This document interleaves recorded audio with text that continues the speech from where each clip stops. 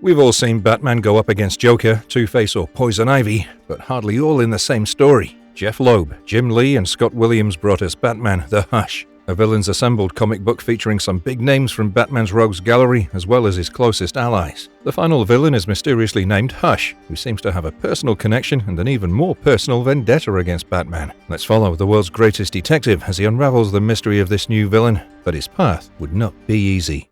Bats and cats. Good old Alfred Pennyworth takes us on a trip down memory lane. We all know this story, but Alfred provides a unique perspective into the psyche of Bruce Wayne. After his parents were gunned down in front of him, the young Bruce Wayne made a promise to clean up the streets of his city, Gotham. He put his generational wealth to good use, sharpening his mind and body in the skills of detecting and martial arts. Eventually, Bruce Wayne put on a cape and cowl and began patrolling the city at night to curb criminal activity. He got the name The Batman, but Alfred still sees in him the scared young boy who blames himself for not saving his parents that fateful night. Alfred is the closest thing he has to family now, and all that the butler can offer him is love, something he's in dire need of. Batman is at the Gotham City shipyard, pouring acid on a lock to break it. Although a risky move, time is of the essence as a hostage's life is in danger. He makes easy work of the guards, disarming them one by one, and he asks the last-for-hire goon, by tying him upside down, of course, where the boy is being held hostage. Fearing his life, the goon gives up the location and Batman blasts open the door to free the boy. As he makes his way out with the boy, he notices the young boy is scared, which prompts him to think about how Clark Kent would reassure the boy and flash him his iconic smile. Instead, the boy is stuck with Batman in Gotham City, and in a way that's better for him. The boy is revealed as Edward Lamont Jr., successor to Lamont Chemical, which was acquired by LexCorp. 2 days ago, when the boy was walking home from school, he was kidnapped by a mysterious man in a raincoat. Turns out, the mysterious kidnapper was Killer Croc, who was holding the boy in Gotham's sewer system. After a ransom call of $10 million was made, everyone except Batman agreed to pay the kidnappers in exchange for the boy. As Batman tries to take the boy to safety, Killer Croc emerges from the sewers, lunging at Batman for interfering in matters he shouldn't poke his nose in. As he's fighting the reptilian supervillain, Batman contemplates the precision with which the kidnapping was executed. Killer Croc threw everyone off his scent and picked up the money, disappearing into the sewers, and Batman followed the hostage instead and uncovered Croc's hideout. As the two fight it out, Croc seems to have the upper hand initially, landing a few punches on the Dark Knight. Batman muses how Croc isn't smart enough to plan and execute a kidnapping with such precision and timing, and concludes that the actual mastermind is someone else. As Croc makes his intentions of snapping Batman's bones and filling his belly with his blood clear, Batman notices a change in the mind and body of the supervillain, who now seems more savage than before. However, that won't stop Batman from defeating him. While Croc is fast and strong, he has other weaknesses, including an aversion to hypersonic sounds. As Croc yowls in pain, Batman chains him up to a pipe, wondering what Croc needed the ransom money for. Young Edward cheers Batman on as the FBI arrives on the scene. One of the officers comments on how differently they would have handled the situation than Batman did, but he sure got the desired result. The boy, now safe, is consoled by the other officers of getting back to his family, despite his intentions of staying with Batman, and the money, which was thought to be secure, is now missing. Batman almost instantly notices the heat signature of Catwoman through his heat sensor, and tells the FBI officer that the bag of money must have been picked up by someone else when Batman was busy fighting. The officer counters with the impossibility of someone breaching their perimeter. As Batman uses a grappling hook to fly away and chase down the burglar, he reminds them that he got through the perimeter and that she could too. The FBI are left wondering who the she he's referring to is, as Batman chases down Selina Kyle, aka Catwoman. She asks him what kept him from tracking her down earlier, as he tries to wrap his head around her being back in Gotham. If you've liked the video and our effort up until now, please consider hitting those like and subscribe buttons. They may be 2 small clicks for you, but they help us in marvelous ways. And now, let's continue. Catwoman makes a snide remark about his observation skills as Batman ponders her unusual behavior. Given her long history of burgling, it's not like her to take someone else's loot. Batman further contemplates how long he's known Kyle for, and every time they get closer to each other, they're separated again. As the chase continues, Catwoman tells Batman that the view is the only thing he'll be able to catch. Batman reaches out, tethered to his grappling hook, to grab Kyle's leg, telling her she shouldn't be so sure of getting away. Just as he's wondering about how strange it is that Kyle, who's trying to change her ways, would suddenly take on Batman, on his home turf, his rope is mysteriously cut as Batman falls to the ground. Kyle, who had her back turned to Batman, turns around to notice he's not chasing her anymore. As Batman hurtles down, he manages to hold on to a gargoyle, breaking his shoulder while doing so. He's unable to hold on as he hurtles further down and lands in an alley. Meanwhile, Kyle goes to the Gotham Tower apartments to deliver the ransom money. She tells her mysterious employer that Batman did create some problems, but he couldn't keep up. As it turns out, the mysterious employer is Poison Ivy, who has Catwoman under her influence as she's noticeably flaunting a bracelet made out of leaves, and the dead giveaway is Poison Ivy stating that no man or woman can resist her charms. Friends, old and new. Batman is lying on the ground, unable to move as some good-for-nothing goons surround him. Oracle, aka Barbara Gordon, is on the comms, in Batman's ears, trying to get a response from him. Noticing a silence on the other end, she starts strategizing to send him help. The goons talk amongst themselves, one of them wondering aloud whether Batman is dead. Another says he saw him fall from the sky like an injured pigeon. They talk amongst themselves, trying to figure out whether he's a human, as one of them points out he's bleeding. They conclude that the only way to ascertain his humanity is to unmask the Bat. Although Batman was able to send a distress signal using his utility belt to alert Oracle about his location, he regrets not being able to tell her that he's in Crime Alley, the alley where his parents were killed in front of him. Oracle confirms his location and broadcasts a call for help to nearby allies. Meanwhile, Batman manages to keep his identity a secret, electrocuting and gassing the goons whenever they come too close.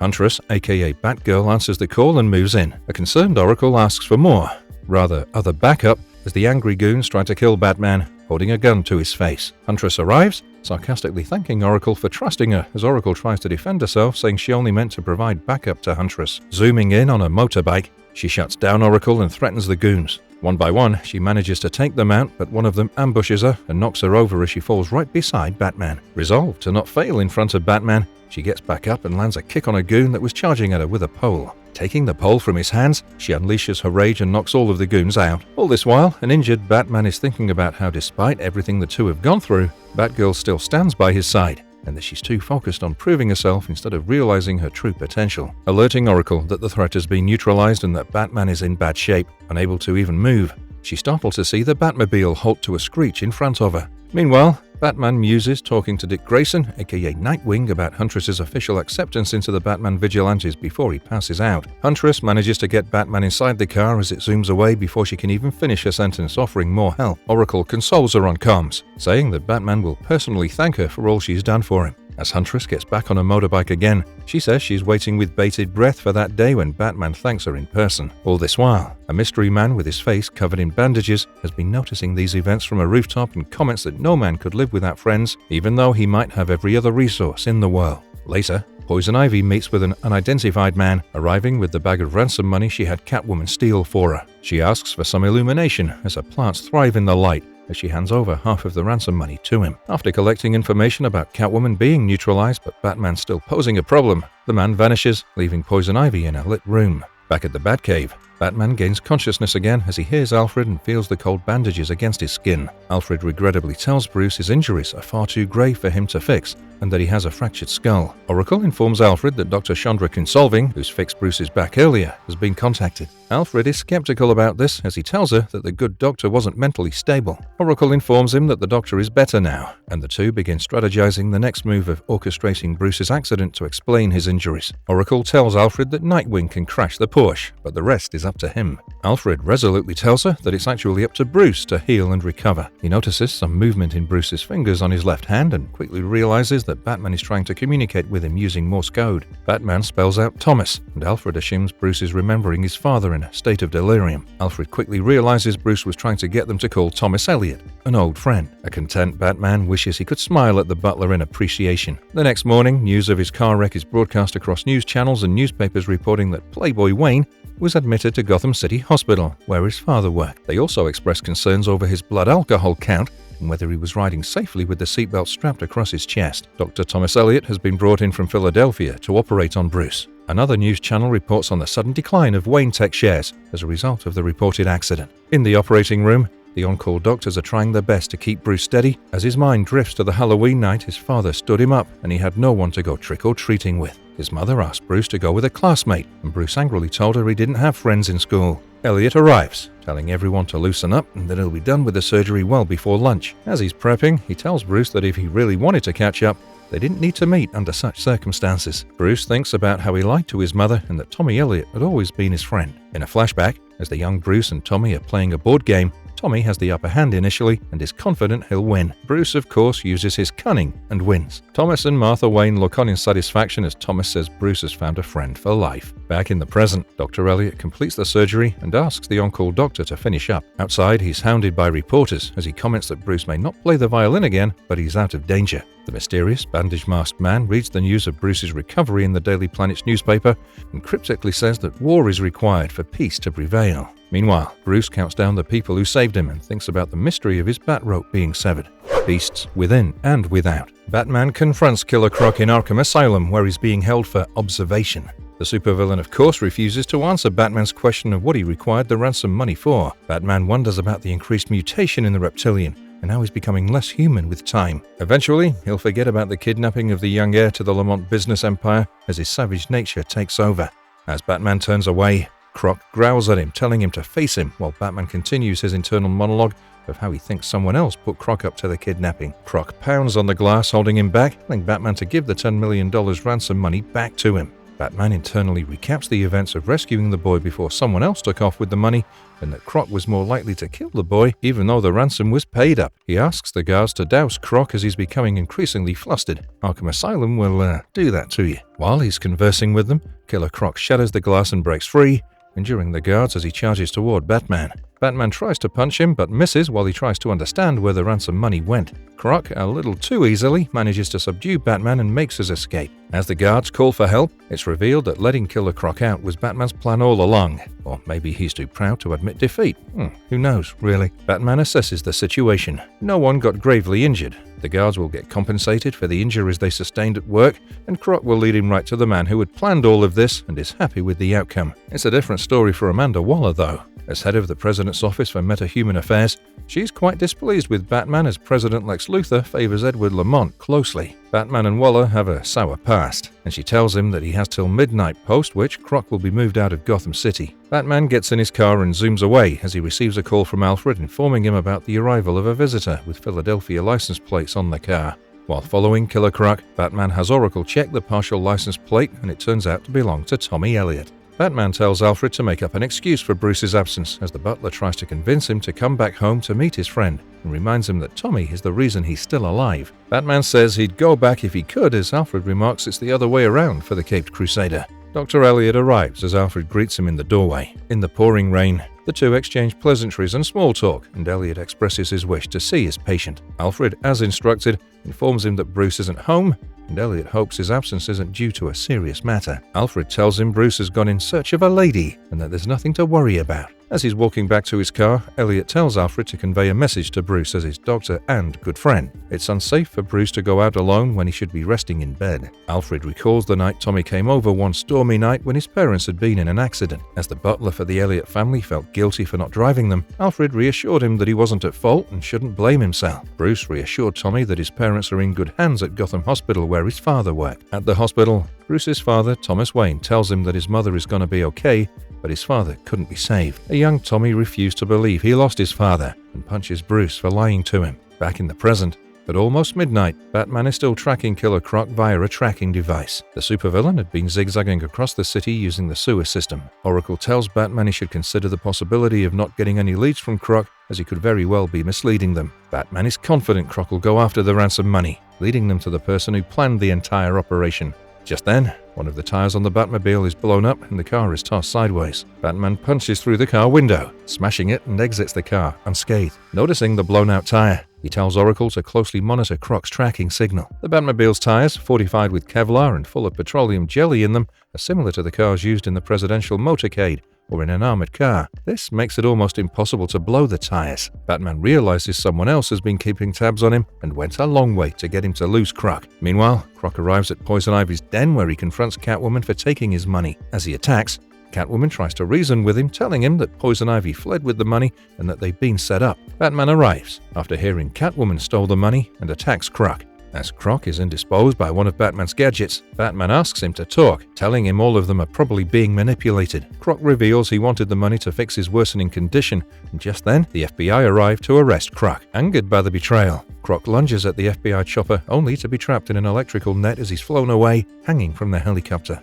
Batman muses how he was disappointed in Catwoman for reverting to her old ways, but is now somewhat glad that her actions were not under her control. He resolves to find Killer Croc and replays the sight of the monster that's taken control of him in his mind. Catwoman calls out to Batman, telling him she's tracked down Poison Ivy to Metropolis and that they should team up to uncover the mystery. As thanks for saving her life multiple times, she kisses Batman, and out of an innate sense of loneliness, he returns their kiss.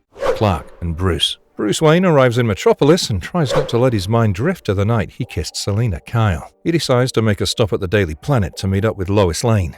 He recalls the time he visited Metropolis as a child with his parents, Alfred and Tommy Elliot. At the airport, he runs into Tommy as the two reminisce about their time in the city, witnessing the original Green Lantern whoosh across the Metropolis city skyline and fight the icicle. The two boys were then grounded for not listening to Thomas Wayne's instructions of waiting outside the hotel and were confined to their hotel room for the rest of the trip. Back in the present day, as the two friends are traveling in a cab, Tommy comments on how much things have changed while Bruce corrects him, saying Metropolis came up almost overnight. Tommy replies he's referring to people as Bruce asks him to clarify. He tells Bruce that he's worried for him as he's not well rested enough after his surgery and reminds him that he doesn't have healing powers like Superman. As Bruce arrives at the Daily Planet's office, he offers Tommy his driver's services to take him to his destination. Tommy politely declines and asks Bruce to join him in a game of made-up chess with old war figurines that they used to play as kids, and also reminds him to make an appointment for checkup and consultation. At the Daily Planet, while Lois is working on her newest editorial piece, Bruce walks in with a bouquet of flowers and hands them to her. As Lois greets him with a hug, Clark Kent snidely remarks about her inappropriate behavior with the top boss. Bruce wonders whether he too can be candid with Selina about his other identity like Clark is with Lois. He asks her permission to use a computer, and Lois complies, informing Clark that she's going to be late for dinner. Bruce checks in with Oracle, who gives him information pertinent to the investigation into Poison Ivy. Ever the inquisitive investigator, Lois asks Bruce the actual reason he's in Metropolis when she's interrupted by Perry White, the editor-in-chief of the Daily Planet. Bruce wonders how White hasn't been able to blow the lid off Clark Kent's secret identity as Superman, and concludes that the two superheroes probably have more trustworthy people in their lives than they realize. White whisks Bruce away for a drink and comments on Lois's curiosity, digging for a story in the office itself. As the two men walk away, Lois admits she was being flirtatious with Bruce to understand his real intentions of his visit to Metropolis and tells Clark she hopes she didn't make him jealous. Clark reassures her and tells her he does have a way of finding out Bruce's endgame. Lois agrees and reminds him that despite Bruce's behavior, Clark and him are friends. Clark goes into the utility closet to suit up, and in the backdrop, Bruce monologues about how he'd initially planned on informing Clark he was coming, but decided against it given the Man of Steel's investigative inclinations and his strong sense of morality. Clark flashes his iconic red and blue and flies away, leaving a streak of red in the Metropolis sky. At the LexCorp Towers, Batman pays a visit to Talia Head, the owner of LexCorp, who was put in charge of the company when Lex Luthor was sworn in as the President of the United States. He asks her about the chemical ethylene and tells her to give him the location of its biggest buyer. A device on his utility belt vibrates as Batman tells her he has to leave. Talia informs him she'll give him the information. Meanwhile, he joins Catwoman on a moving train and comments on the brightness of Metropolis, which is illuminated even at night. Catwoman tells him the beeper he gave her obviously works. She asks Batman whether she got in the middle of something and makes a mean comment about Talia's perfume. Batman tells her he knows Poison Ivy's location, as Catwoman informs him she does too. She opens up about why she wants to have a go at Ivy first before Batman questions her. Catwoman tells Batman that Ivy was controlling her mind and made her do things she was likely to do, but took away her choice in the matter. That's a violation she was unwilling to forgive. Saying this, she jumps off the train and tells Batman she'll meet him at Poison Ivy's location. Batman remembers that in Gotham, Killer Croc went to the penthouse that was Poison Ivy's hideout. After she fled, the plants Batman found there were Aztec Gelia, which hardly survive indoors. Ivy took them to Metropolis, intent on not abandoning them, and required ethylene to restore them. Meanwhile, Catwoman arrives at Ivy's hideout, pretending to still be under her influence. Ivy realizes she's lying and smacks Catwoman. Catwoman punches and kicks her back, telling her she's not going to let her touch her ever again, holding her neck with her claws out. Ivy pleads for her life, offering Catwoman money. Uninterested, Catwoman tells her she's curious whether Ivy bleeds green. Ivy uses her chlorokinesis to strangle Catwoman with her vines, making a comment on how curiosity killed the cat. As Catwoman tries to free herself from the vines tightening around her neck, Ivy tells her that her plants hate it when their mother is hurt. Batman arrives just at the last minute, throwing a batarang and freeing Catwoman of the vines with pinpoint precision. He tells Ivy he's taken her back to Gotham to be punished for her crimes. Catwoman, annoyed at his tardiness, asks Batman whether he walked all the way. Ivy, noticing Catwoman has a champion of her own, declares she has her own knight in shining blue and red armor. The ground rumbles as the building collapses and Superman towers above, Ivy by his side, threatening to kill Batman if he harms her. In the rubble, Catwoman lies unconscious as Batman looks at Poison Ivy and Superman with gritted teeth. Hope his mother's name is Martha. As Catwoman comes to, Batman brings her up to speed as they're up against none other than Superman, who's being controlled by Poison Ivy. Ivy instructs Superman to kill the duo as he shoots laser beams from his eyes, decimating the ground and opening up a crater. Batman and Catwoman dive into the sewers to escape as Catwoman panics and tries to swim up to the surface. Batman puts a breathing device on her mouth and with the help of night vision and small turbines fitted on his boots, he navigates to their destination. Meanwhile, Poison Ivy, who's angered by Superman's failure and his inconsiderate attack that destroyed her plants, reinstills her hold on him. Batman and Catwoman are running through a tunnel as she points out the futility since Superman is faster than a speeding bullet. Batman confirms with Oracle whether they're in position. She replies they're close enough as they're too far below the ground to pinpoint their exact location. Catwoman says she hopes whatever Oracle is saying is good news, as Batman tells her that the tunnels they're in are lined with lead. Thanks to LexCorp and Superman's X-ray vision can't see through them. Catwoman sarcastically cheers on Lex Luthor and realizes Batman has intricate knowledge about Superman's powers. Opening a box, he takes out a ring with a green stone, and Batman tells her Superman is the best at what he does. Catwoman refutes this statement as Batman reminds her he said he's the best at his job and not at what Batman does. He puts on the kryptonite ring in preparation for the big fight. As he's placing tracking devices on tunnel walls, they discuss the next step in their plan as Catwoman confirms her preparedness. With a parting kiss, she wishes Batman luck as she leaves to carry out her part of the plan. Superman comes crashing in as Batman remembers a young Tommy Elliot telling him that to defeat his rival, he has to think like him. Batman admits that Superman could all too easily flatten him into the concrete if he wished to, but he knows him and his other big weakness apart from his susceptibility to kryptonite is his innate goodness. This gives Batman the upper edge because, at his core, he doesn't consider himself a decent person. Batman keeps landing punches with his kryptonite ring to keep Superman from taking flight and shouts at him to distract him. He notices the kryptonite is slowing Superman down as he tells him the gas line is exposed, and if Superman uses his heat vision, the explosion would take out the whole block topside. Batman realizes he'll injure himself if he punches Superman again as he reminds him they're right under the Daily Planet's office building. Batman switches gears and targets Superman's psionic hearing. Having had enough, Superman shoots Batman with his freezing breath, freezing Batman's hand. The Caped Crusader smartly evades Superman's punch as the Man of Steel punches an electrical box and gets zapped. Batman makes his way topside as the city lights come back on, and Superman blasts his way through the ground, sending Batman toppling. He picks up a car to hurl at Batman, who promptly tells him to look up. Standing on a flagpole are Catwoman and Lois, the latter's legs tied together. Batman gives Superman a choice between fighting him or saving Lois. Feisty as ever, Lois tries to break free as Catwoman comments on how bad she is at being a damsel in distress. Finally, Lois elbows Catwoman in the gut, losing her balance and hurtles to the ground. Batman has Catwoman on standby if Superman doesn't fly up to save Lois, but thankfully Superman catches Lois in his arms, gently lowering her onto a rooftop. Lois is joined by Catwoman on the rooftop as she asks her whether the two have teamed up. Catwoman skirts the question, asking Lois whether she plans on writing a book about them. Batman remembers the time he was under Poison Ivy's control. He muses to himself how one is conscious about their actions even when they're being controlled by her, and that he knew Superman would be resisting her even as he fought Batman. That's the only plausible explanation for Batman being alive. However, if someone innocent were in danger, not even Ivy could stop him from saving their life. Superman, now recovered from Ivy's manipulative hold, strategizes the next steps with Batman. He's brought up to speed by Batman, who tells him that Ivy will soon escape again as she has the money and surefire ways of dealing with anyone who comes in her way. Batman also notes that Ivy has connections, as she was given a synthetic form of kryptonite to mix in with her lipstick that she used to control Superman. Superman asks Batman whether he has any leads as to Ivy's supplier, and Batman tells him he's on the case. Superman tells Batman they should pay a visit to Ivy, but isn't sure how to find her given the time constraint. Batman plucks a soul leaf out of Superman's cape and tells him he has a way of finding her. At the Metropolis Plaza, Ivy's sitting in bed counting her money. She's confronted by Batman, who tells her to bid farewell to the money as he's taking her back to Gotham. Superman arrives, informing her he's contacted Maggie Sawyer to process the transfer of her case from the Metropolis Police to the Gotham authorities. She attempts to escape, but Krypto the Superdog stands in her way, growling. Catwoman enters, punching Ivy and knocks her out as Superman asks her whether she really needed to do that. Batman and Catwoman answer in the positive in union. As Batman prepares to leave, Krypto tries to playfully lick Catwoman's face. Much to her annoyance, Superman asks Batman how Catwoman knew to put Lois's life in danger to break Ivy's hold on him. Batman says Catwoman made the decision on her own after he gave her the choice between Lois Lane, Jimmy Olsen, and Perry White. Superman reminds Batman about the risk and that Lois could have actually died. Batman tells him he trusted he'd save her. As the two superheroes part ways, Superman reveals he gave Batman the kryptonite ring. Meanwhile, the mystery man in bandages sees the superheroes through his binoculars and laughs.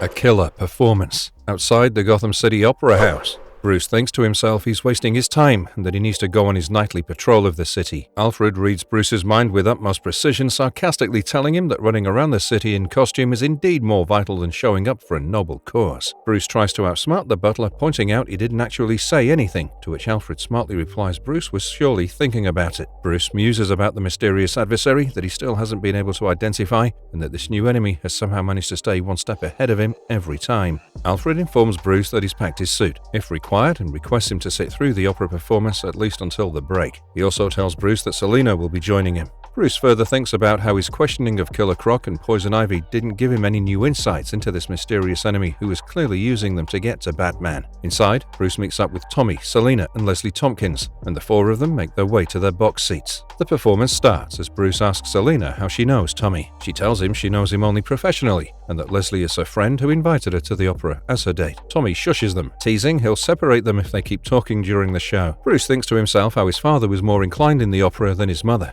He further muses how Selina doesn't know his secret identity yet, but he knows hers. She's Catwoman, and the fact that Batman and Catwoman are in a relationship makes it complicated for Bruce and Selina to interact without their masks on. Selina points out the absurdity of the performer, and as if on cue, Harley Quinn sheds her disguise, wielding a gun. Pointing the gun at the audience, she tells the audience she's going to be the one robbing them of the money instead of the opera, as Tommy tries to call the police. Harley promptly kicks the phone out of his hand, commenting on the lack of etiquette in the opera, and prances up to his seat. She knocks him down and yanks a chain with a circular jade pendant from his neck. Reaching out to get it back, she jumps back down with the pendant in hand. Bruce identifies the accessory as a present Tommy got from his mother and remembers the night his own parents were killed and how the gunman similarly yanked a pearl necklace from his mother's neck. He also recalls the time he tried to playfully take away the pendant, but Tommy got overprotective and the two boys almost got in a rough fight before Bruce handed it back to him. Harley opens fire and rains bullets indiscriminately, along with her henchmen as Selina protects and ducks to protect Leslie. Tommy, resolved to get his pendant back, decides to go after Harley.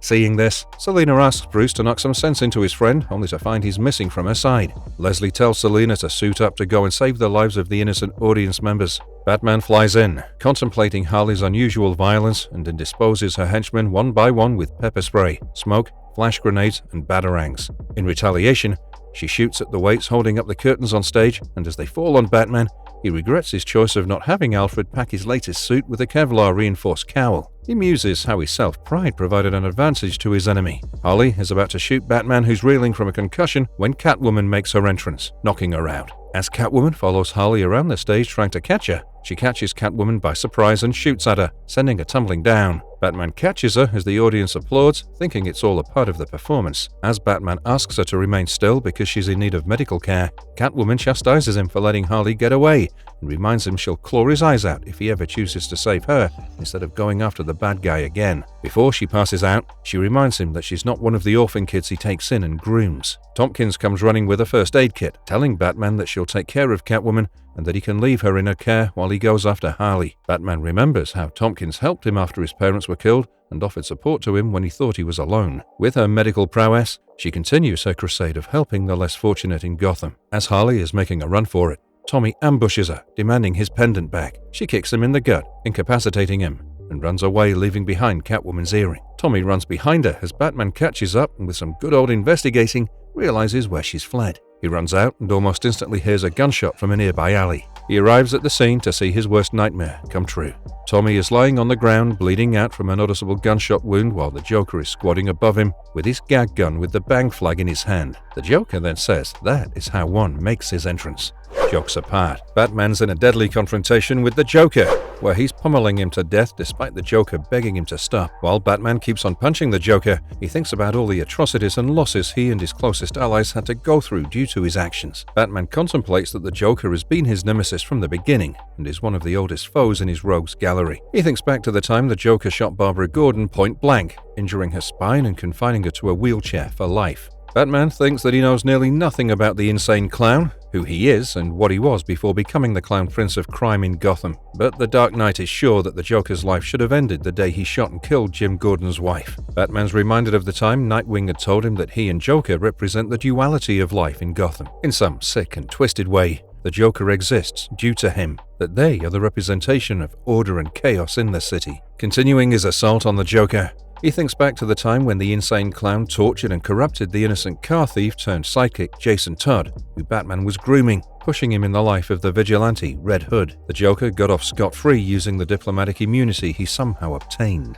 To make matters worse, only mere moments ago, he killed Tommy, who used his superior medical skills, which was something straight out of a medical TV drama, to save Batman's life. Batman reminded himself that he owes his life to Tommy. As Batman thinks about everything, he lets decades worth of anger talk through his fist. All the while, the Joker pleads for him to stop. As Batman keeps pummeling the Joker, all the poor clown can do is utter the words, "Stop." Batman refuses to take any more responsibility for the Joker's actions. Batman thinks to himself that he should have killed the Joker a long time back. Batman throws the Joker to the ground and proceeds to choke him to an inch of his life, while the Joker gasps that he is innocent and he actually didn't kill Tommy. In the meantime, Harley Quinn sneaks up from behind with an oversized mallet in an effort to save the life of her beloved. Batman anticipates the move and moves away, making Harley miss her mark, and she ends up hitting the Joker in the process. Batman proceeds to kick her in the stomach, throwing her in the air, while Harley apologizes to the Joker that she missed. Batman thinks that though Harley does love the Joker in her own pervasive way, he'll not let anyone or anything stand in his way. Though the Joker keeps saying that he's innocent of this crime and that his gun is loaded with nothing but blanks, Batman thinks of Barbara and realizes that it's become a lot easier to break his no-killing rule and snap the Joker's neck. Batman then thinks back of his time with Barbara and how she loved the job more than anyone else in the Bat family. Although she understood the risks, she never stopped her quest for justice and continued on saving the city. Even after losing her legs, she's still doing her part to support Batman as Oracle, and he thinks that she'll forgive him for what he'll do. As Batman is about to snap the Joker's neck, he's stopped by Catwoman, who uses her whip to subdue Batman. Though she's still injured from the bullet wound she took from Harley's gun, she proceeds to physically restrain Batman while saying that she'll not let him do anything he'll regret. But Batman thinks how he'll regret something he should have done a long time ago. As Catwoman does everything in her power to stop Batman, he keeps resisting her efforts and thinks back at the fact that she'll not understand his motivation, as she wasn't there the night he found the body of Jason. He thinks of the fact that he tried to channel the rage Jason had into something productive, like being his sidekick and fighting crime. And he's always blamed himself for his death. He finally realized that he's not to be blamed for the death of Jason, but the Joker is. As he incapacitates Catwoman, he imagines that someday the Joker will be the reason behind her death too, and he'll not let that happen, no matter what. As Batman unleashes his fury on the Joker, a figure emerges from the shadows behind him. Former police commissioner James Gordon, with determination etched on his face. Gordon raises his firearm and fires 2 warning shots into the air. He urges Batman to halt, to take a moment and consider his actions. It dawns on Gordon that Batman isn't acting impulsively. He's planned this. Calmly but firmly, Gordon persuades Batman to step back from the edge he's about to cross, a line that, once crossed, offers no return. He reminds Batman that resorting to murder will not only tarnish his legacy, but also pit Gordon himself against him, as he'll lead the charge to bring Batman to justice. This revelation hits Batman hard, realizing that the one person who shares his vendetta against the Joker is pleading for mercy. Meanwhile, perched atop a nearby rooftop, a mysterious figure with a bandaged face observes the unfolding drama, idly flipping a scarred silver dollar. Muttering to himself, he acknowledges that the Joker was actually innocent in the murder of Tommy. In the face of loss, Batman attends the funeral of his oldest friend and the doctor who saved his life, Dr. Thomas Elliot, with Alfred in tow. He reminisces about the first time he went to a funeral at the age of 10. He also remembers the times he and Elliot used to play hide-and-seek in the graveyard. As Elliot is laid to rest beside his parents, Batman thinks back and regrets that although Tommy saved his life with his superior surgeon skills, he could do nothing to save the man. He thinks back to the time when he first met Tommy, as kids during their school days. They were locker neighbors. As Bruce prepares to recite the poem, "Oh Captain, my Captain," as the eulogy to Tommy, much to the dismay of Selina, who tells Leslie Tompkins to remind her not to let Bruce speak at her funeral. As Batman keeps reading the whole poem, he thinks back to the times he got to know about all the achievements of his friend, but he never got in touch with him due to being busy with his vigilantism. As he says goodbye to Tommy, he thinks that he's attended too many funerals. In the Batcave, Batman's been working for the last 56 hours. He reveals Tommy's cause of death was heart failure. The murder weapon was a 9mm, which is a standard issue for the GCPD. The main suspect of the crime is the Joker. As Bruce continues with the investigation,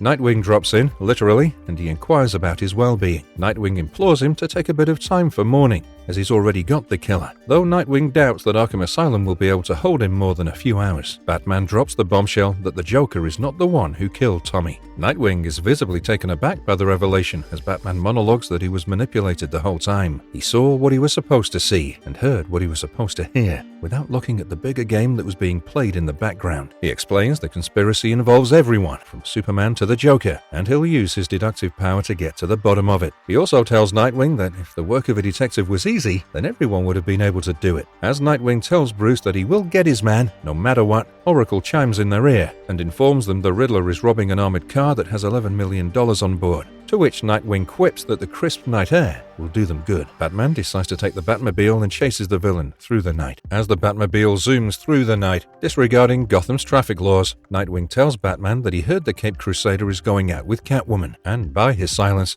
Nightwing assumes that he's right. Batman thinks to himself that though everyone is scared of him, Nightwing is not, and he thinks that Nightwing has earned the right to be. As Nightwing tries and miserably fails to poke the truth out of Batman to come clean to Catwoman and tell her that he is the Bruce Wayne, Batman shuts him up by saying that it's not his place and he shouldn't comment on how he messes up his relationships. As Batman locates the Riddler on his stolen vehicle, he converts the Batmobile into a battering ram and rams the vehicle, sending it flying. As the cash flies out of the back of the truck, the duo of Batman and Nightwing proceeds to decimate the Riddler and his goons. Batman thinks back to the time he revealed his identity to Grayson, who was the first to know about his double life. At the time, Grayson was approximately the same age as Bruce when he lost his parents. Batman decided to try his best to make a positive impact on the life of the little scared acrobat, the same way he thought his parents would have done if they were alive. Batman looks back at the time he gave Grayson the persona of Robin to hide behind, and he eventually gradually gave up the role and became Nightwing. At the end of the day, Grayson was a performer who was born to take center stage. In the chaos, the Riddler took his chance and tried to make his escape through the Gotham City sewers. He was apprehended by Batman, who was waiting for him on the other side. As Batman and Nightwing round up all the criminals, he thinks back to the fact that though someone has taken a lot of time and effort to infiltrate the life of everyone in his rogues gallery, they overlooked the existence of the Riddler. Batman ponders if it has something to do with the whole conspiracy that's going on all around him. After surveying the crime scene around him, Batman finds traces of ash from the Lazarus Pit all around the scene. Sometime later, a mysterious figure cloaked in bandages approaches Joker's cell within the confines of Arkham Asylum. Claiming to be his legal representative, he pledges to secure Joker's release through lawful means. Intrigued, Joker questions the man's identity. As the bandages are unwound, the man unveils his true face. None other than Harvey Dent, his once disfigured countenance now restored, shedding the mantle of Two-Face. Meanwhile, Batman rendezvous with Catwoman amidst the eerie backdrop of the Gotham City Zoo. With an air of trust, he discloses his identity by removing his cowl, revealing the visage of Bruce Wayne and entrusting her with his closely guarded secret. Foes to friends. As Batman chases down one of the LexCorp jets, he thinks to himself that for the past few months, someone has been recruiting and training his old villains to go up against him. Given how much time and money it took, there are only a handful of people in the world who have the ability to do that. As he banters with Oracle and lets her take control of the Batwing, he shoots a grappling hook at the LexCorp jet. As Batman lands on the jet, he thinks of the infringing patents and how it might just get them into trouble. As Batman takes down the hired muscles, he reaches Talia al Ghul and slashes her seatbelt straps. As Batman jumps down from the LexCorp jet with Talia al Ghul in his arms, she asks him why he's doing this. As Batman asks Talia about her father, the old Ra's al Ghul, he's reminded of the time when Ra's had kidnapped Grayson from his campus dorm. He remembered that the kidnapper had uncovered his secret identity and challenged him to rescue Grayson as a test to see if he was a proper suitor for his daughter. That was the time he first met the enigmatic immortal Ra's. Talia tells him that she's no longer in touch with her father. As they glide to the Batboat, he's reminded that Ra's will never hurt him, as his daughter is still in love with Bruce. Batman is worried that his actions will have repercussions,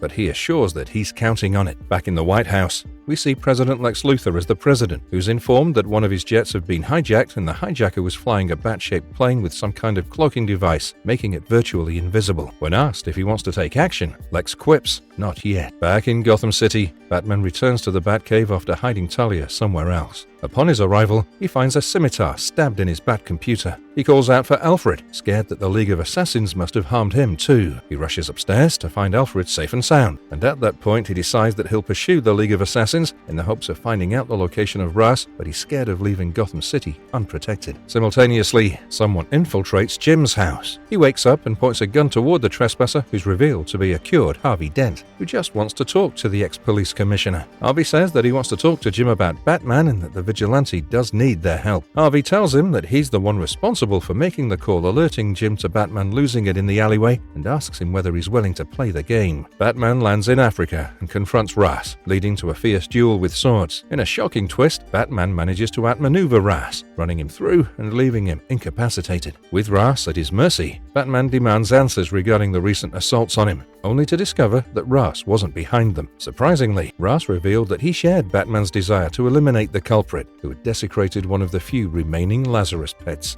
Meanwhile, back in Gotham City, Lady Shiva, acting on Ra's orders, infiltrates Catwoman's penthouse to rescue Talia. A confrontation ensues between Shiva and Catwoman, resulting in Shiva gaining the upper hand swiftly. However, Talia intervenes unexpectedly, smashing a chair over Shiva's head and turning the tide of the battle. Upon returning, Batman finds Catwoman healed thanks to Talia's intervention. Talia explains that Catwoman would have died if not for her return, motivated by her feelings for Batman. She then kisses Batman and cautions him about their mysterious adversary, who is aware of his attachment to Catwoman and will exploit it. Talia questions whether Catwoman is worth endangering himself for, to which Batman silently acknowledges with a resolute yes. Dead or alive, in the Batcave below Wayne Manor, Catwoman and Batman are fixing the computer system that was destroyed by Ra's al Ghul's sword. While mending the console, Batman lets Catwoman in on the investigation and tells her that everything they've been through in the last few months, Catwoman's mind control by Poison Ivy, Killer Croc's attack, the fights with Superman, Harley Quinn and Joker, all seem to have been meticulously organized, and in between all of the chaos, Batman and Catwoman's relationship has been a new development. Intent to know whether she thinks their relationship is also a part of the bigger plan that his adversary has, Catwoman gets distracted and leaps up. Batman contemplates how he initially didn't think much about the sword's placement. It was jabbed into the system, and that it was merely placed that way for Batman to notice. This made him realize he broke the cardinal rule of being a detective, making assumptions. Meanwhile, Catwoman discovers Robin's hiding place and grabs him out. As the two get in a fight, Batman muses how Catwoman has been a welcome distraction for him. However, he's paranoid that that's exactly what his adversary wants. As Catwoman and Robin fight, Batman recalls the time Tim Drake came into his life after Grayson had given up his title as Robin and donned the Nightwing costume. Batman wasn't too keen on another Robin after the brutal murder of Jason Todd, but Tim Drake was relentless and took on the moniker of the new Boy Wonder. Drake tells her she's not welcome in the Batcave, as she might be using her wily charms on Batman. Batman intervenes, stopping the fight just as Catwoman was about to strike Robin. Batman tells Catwoman to calm down as she protests. He tells Robin to treat her with respect as she's a guest. Batman internally monologues how Drake had carefully observed Batman and how his detective skills led him to uncover the secret identities of Batman and Nightwing, thus earning him the prestigious position of the new Robin. Batman then pulls back his cowl, revealing he trusts Catwoman. Robin tells Batman he should have talked to him before revealing his identity to Catwoman, but Bruce argues that it was his prerogative alone to make that choice. Batman muses how dedicated Drake was to become the new Robin. Seeing tensions rise high between the dynamic duo, Catwoman decides to go for a bike ride and takes the Batcycle, riding out of the Batcave. Once she's out of earshot, Robin asks Batman whether his performance was believable. Batman replies that they have just one way of uncovering the truth as he internally monologues about how Drake will one day replace Batman as the world's greatest detective. Catwoman's out on the streets of Gotham as she notices Huntress. In the background, it's revealed that Robin knew about Catwoman's involvement from the beginning. He was merely putting up an act to help Batman test Catwoman's loyalty. Although initially Robin was against it, unwavering in his view of good and evil, Batman reminded him that he wouldn't want to unmask himself if he didn't trust her. As Huntress confronts Catwoman, Batman internally monologues that his adversary is someone who knows Batman closely and also knows about the man under the mask. Huntress behaves strangely, telling Catwoman about the money they stole and the murder of the person they stole from. She continues on about saving Batman and that Catwoman doesn't scare her. Out of nowhere, she takes out a gun, firing indiscriminately at no specific target. As Catwoman and Huntress fight, Selina realizes Huntress isn't thinking straight. Turns out, Huntress is hallucinating Catwoman as her younger self. Catwoman knocks her down as Batman and Robin look on from a rooftop. Batman asks Robin to keep a lookout for the mystery man in bandages and leaps down from the rooftop and hands Catwoman a sedative to subdue Huntress. Batman contemplates Huntress's odd behavior and how her speech, movements, and blatant fear of something she's being haunted by can only be the handiwork of one supervillain, the Scarecrow, aka Jonathan Crane. Scarecrow takes Huntress's bike, almost running over Batman and Catwoman. His involvement does make things clear, as he's invented fear toxins that induce hallucinations, taking over the minds of those he's administered them to. Scarecrow crashes the bike as Batman and him, embroiled in a tussle, land up in a cemetery. Scarecrow gasses Batman with another fear toxin.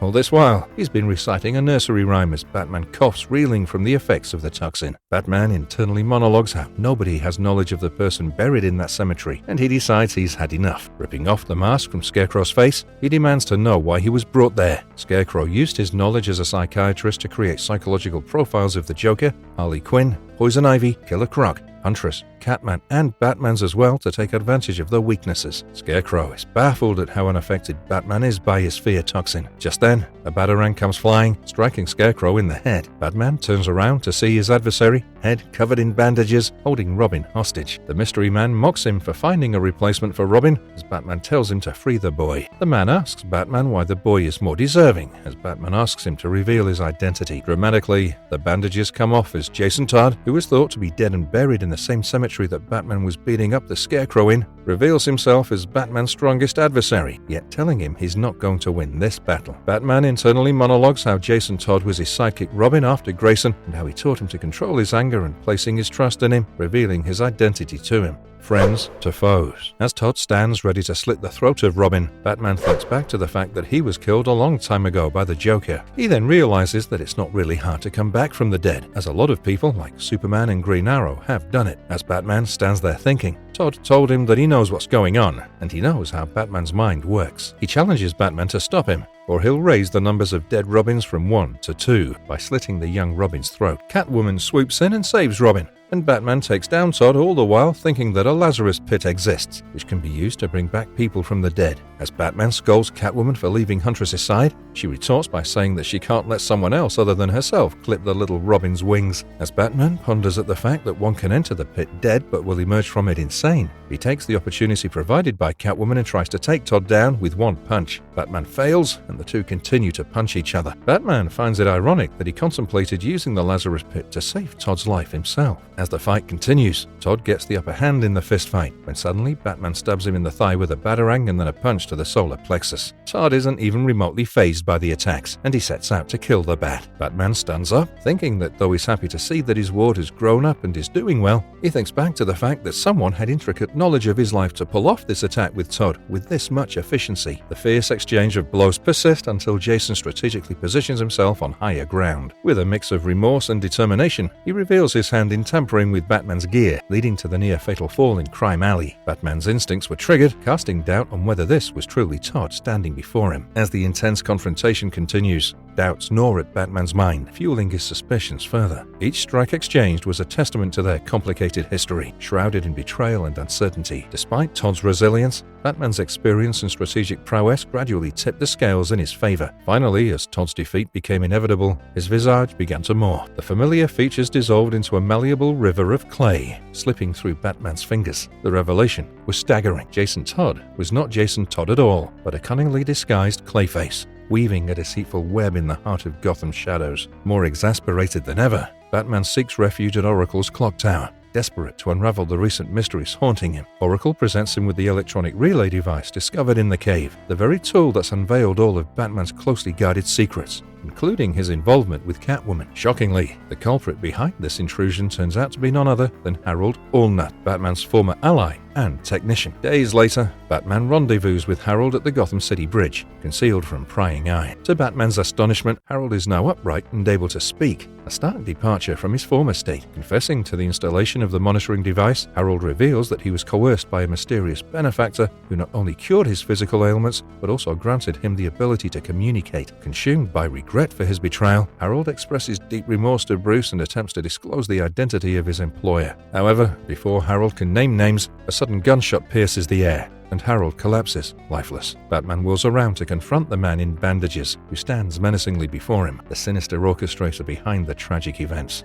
Hush! Batman is clutching the dead body of his trusty old engineer who he previously employed to work in the Batcave. Facing yet another man with bandages covering his face but wielding guns this time, Batman calls him a murderer. As the masked man, quoting Aristotle, says that friends should treat each other as they like to be treated, Batman retorts, telling him that they're not friends. Batman internally monologues how murder takes away not only a person's past but also his future and robs them of all that could have been. As Allnut had a mysterious past, was mute and had a hunched back, he led most of his life as a victim. He was a brilliant technologist who Batman gave a purpose to by having him work for him, or so he thought. As the mystery man quotes more of Aristotle, firing his guns in Batman's direction, he wonders who his real adversary is, as he just encountered Clayface disguised as Jason Todd wearing the same bandages on his head. Batman muses how the Penguin had found Allnut and used his technical expertise for his criminal work. He thought he helped Allnut realize not to trust those who didn't deserve it, and that he was indispensable to him in the Batcave, with complete access to Batman's computer systems. Allnut silently wished to fix his body and get his voice back, and this is exactly what Batman's enemy used to get him to betray his former employer. Although his wish did come true, he lost his life due to it. Batman contemplates how recent events have been misleading and distracting, with old adversaries using new methods and friends turning on him, fighting him, and that his relationship with Catwoman is also a distraction. Allnut's betrayal and subsequent killing was also meant to make Batman lose focus and throw him off course. Reeling in these thoughts, Batman decides to focus on his enemy, deducing he's a master marksman, leading him to believe the man behind the mask could be Deadshot or someone trained by him. The two guns he's wielding are .45, and he's shooting them both at the same time. His trench coat doesn't make him stand out, as almost everyone Batman knows owns one, and the Caped Crusader uses his grappling hook to get closer to his opponent, who's been using his enemies and friends alike as pawns in a twisted game of chess. He lands a kick on the man's face and then punches him, realizing that if his enemy knows everything about him, he must know that his vigilante life began the day he first came face to face with a man brandishing a gun. As he's punching his enemy, Batman notices the jade pendant that belonged to Tommy that he was buried with and stops. Seizing the opportunity, the man overpowers Batman, saying life has a way of coming back around, and reminds him of the last time Bruce tried to take the pendant away from him. Batman realizes the man behind the mask is Tommy, as no one other than them knows the story of the pendant. Tommy all but reveals his face to Batman, but the world's greatest detective still believes, or rather wants to believe, that his dearest friend is dead, and this is another one of the villain's ruses. Batman demands to know the real identity of the man behind the bandages, to which Tommy simply tells him to look around. They're standing on the bridge where Tommy's parents were in a car crash when he was young. It was raining that night too, and Tommy came to Wayne Manor seeking help for his parents who had been in an accident. As the two men fight, Batman still refuses to believe it's Tommy under the bandages, and admits he doesn't know how a stranger would know these personal stories, but that his father did everything he could to save the Elliots. Tommy tells him it was just like Bruce promised, but Dr. Wayne couldn't save his father, leaving him with his mother. As the two men exchange blows, Tommy tells Batman to stick a needle, a phrase he and Tommy used to use as kids. Finally, Batman asks whether Tommy orchestrated everything just because a promise made to him was broken in his childhood. Tommy tells him that he doesn't want to avenge his father's death, but that his mother was saved. He reveals that he wanted his parents dead, cutting the brakes on their car, and that Thomas Wayne foiled his plan. Batman's knocked over from an explosion nearby, as Tommy tells him he should consider himself lucky, as he got his inheritance to spend growing up, unlike Tommy, who had to wait years for his mother to die. Batman is incapacitated, as Hush plans on taking him to Arkham and revealing his identity in front of all of his adversaries. Gordon arrives on the scene to arrest Tommy, as he holds a batarang to his neck and goads Gordon to shoot. Harvey Dent arrives as well and proceeds to shoot Tommy. Tommy falls backwards into the water as Batman dives in after him. Meanwhile, Dent confesses his crime and tells Gordon that the Tommy who was killed in the alleyway outside the Opera House was actually Clayface and that he pulled the trigger. Gordon takes Dent in for murder, as he tells Batman that Tommy helped him with his plastic surgery. Batman wishes Harold was alive as well, and it was just Clayface at it again. 2 weeks later, Catwoman and Huntress meet meet on a roof discussing the repercussions of the events, and they bond over their respective manipulations by Poison Ivy and Scarecrow. At the Batcave, Batman uncovers the whole story. Tommy had been planning the attacks for over a year,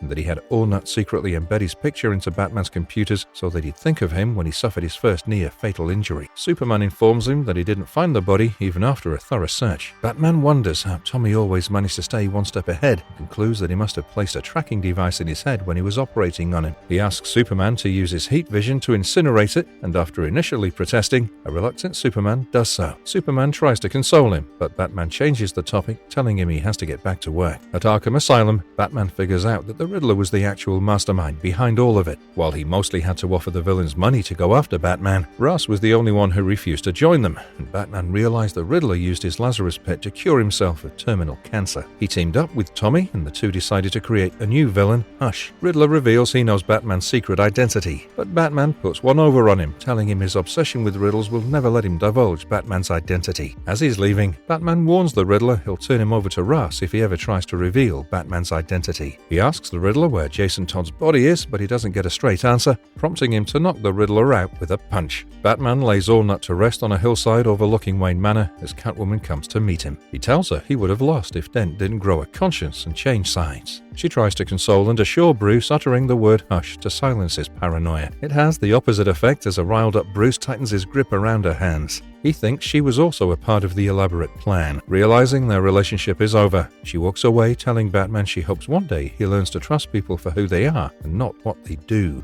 The movie. This comic book was adapted into an animated movie in 2019 by Warner Brothers. While most of the story remains as is, the movie does have some major differences. Bruce Wayne finds himself at an evening gathering, where he reconnects with Selina Kyle and his childhood friend, the esteemed brain surgeon Thomas Elliot. However, the festivities are interrupted when Alfred alerts Bruce about a child abduction orchestrated by Bane. Switching into his Batman persona, he engages in a brief skirmish before being interrupted by Lady Shiva, who informs him of an intruder utilizing the Lazarus Pit. She seeks Batman's aid in identifying this unknown assailant. After successfully rescuing the kidnapped child, Batman faces another challenge when Catwoman absconds with the ransom money. As he gives chase across Gotham City, an enigmatic antagonist sabotages his grapple line, causing him to plummet and sustain a skull fracture. Surrounded by criminals, Batman is on the brink of defeat until Catwoman and Batgirl intervene, saving him from certain death. Meanwhile, Catwoman unwittingly delivers the ransom to Poison Ivy, who exerts control over her using her hypnotic poison kiss. Alfred urgently calls upon Thomas to perform delicate surgery, extracting skull fragments from Bruce's brain. As Batman recuperates, he embarks on a visit to Blackgate Prison to extract information from Bane regarding the missing funds. Despite Bane's eventual escape, Batman strikes a precarious deal with Amanda Waller, who orchestrates Bane's temporary release to facilitate Batman's pursuit. Following Bane's trail leads Batman to an abandoned greenhouse once under Poison Ivy's control, where he unexpectedly encounters Catwoman. Amidst this tumultuous pursuit, Waller's covert operations successfully apprehend Bane and return him to his confines within the prison's walls. Catwoman, fueled by her desire for retribution against Ivy's manipulations, strikes a deal with Batman. She'll divulge Ivy's whereabouts in exchange for a kiss, sparking a fragile romance between them. Together, they track Ivy to Metropolis. Batman seeks assistance from Lex Luthor, now a tentative member of the Justice League, to acquire intel on an ethylene compound delivery list that leads them to Ivy.